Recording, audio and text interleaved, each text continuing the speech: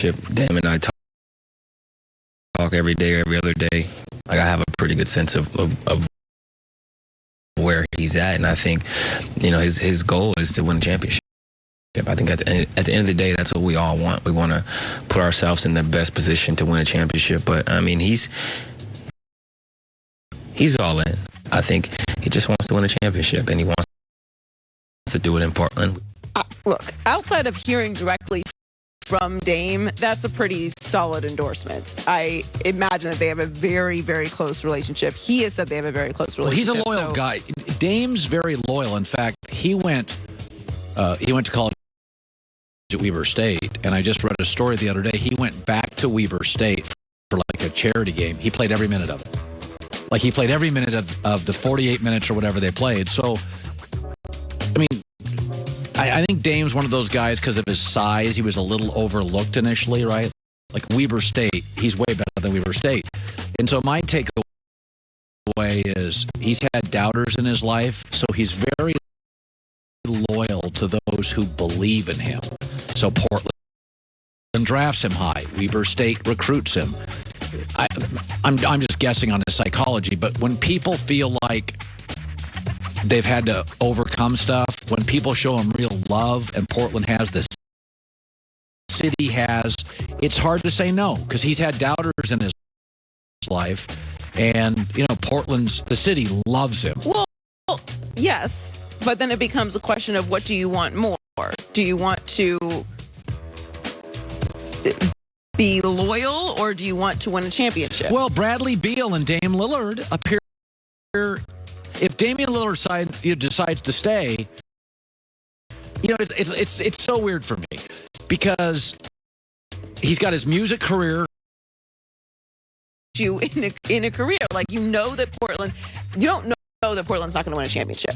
We feel like Portland doesn't have the pieces to win a championship.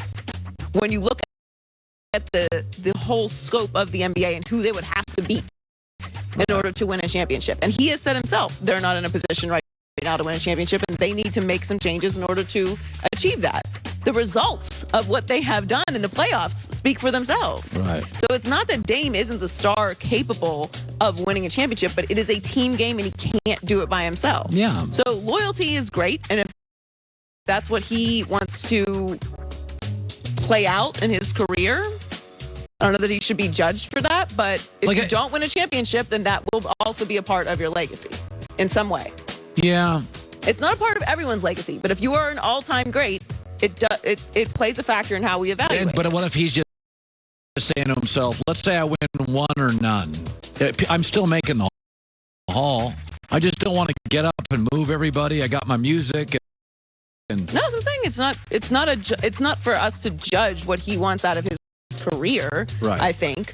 But these are all interesting conversations. Maybe we as sportscasters put too much of a premium on winning titles. Well, I think it's what you compete for. So, and I don't know that it's just, I don't think it's just the media. I think fans evaluate your career in that way as well. Like, it doesn't take anything away from being an all-time great. It's the same conversation we just had about Westbrook last week.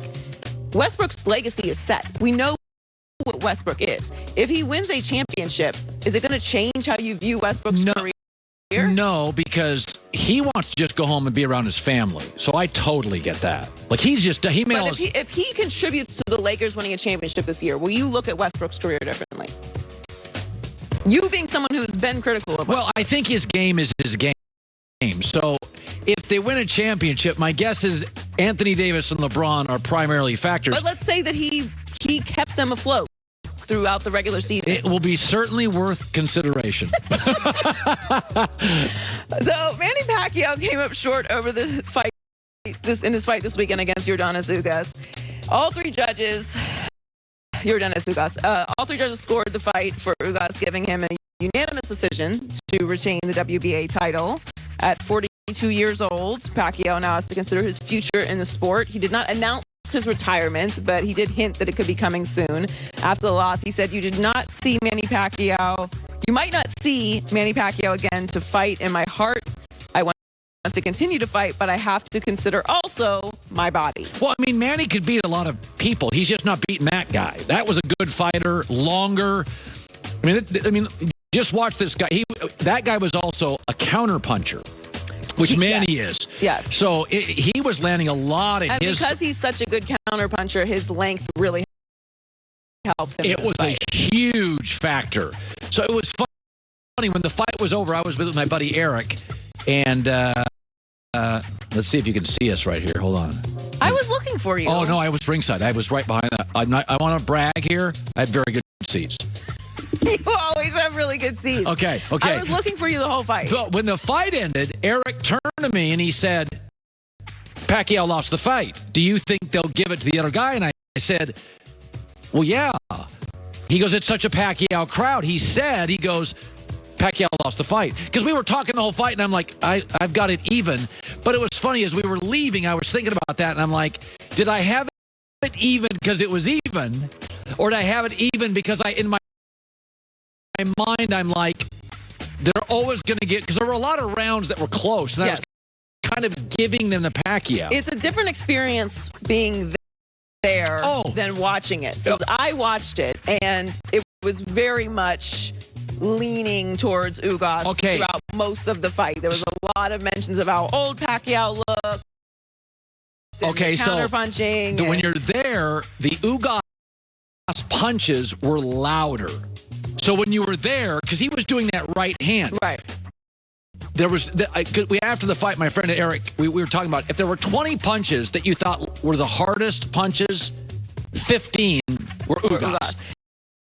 And you could hear his right hand. I'm with you. I feel like it was very even until the last few rounds. Right. And then it was more obvious to me that Ugas was winning. But I didn't ever feel like Pacquiao.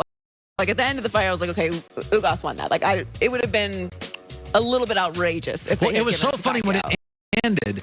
All of the guys, so I'm with my friend, and then there's a bunch of guys behind me that were funny guys talking the whole fight, and they all looked at me, and I'm like, I was like, oh no, and they're all like, no way, Ugas won the fight, but they're not going to give it to him.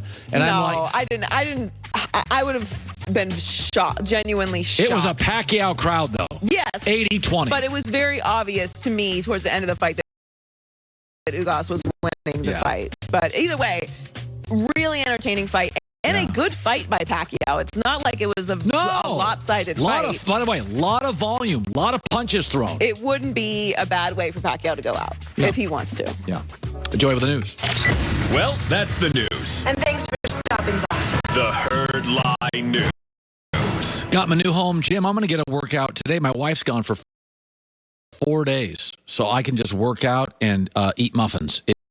It's the best. I add to my workouts every day another secret weapon.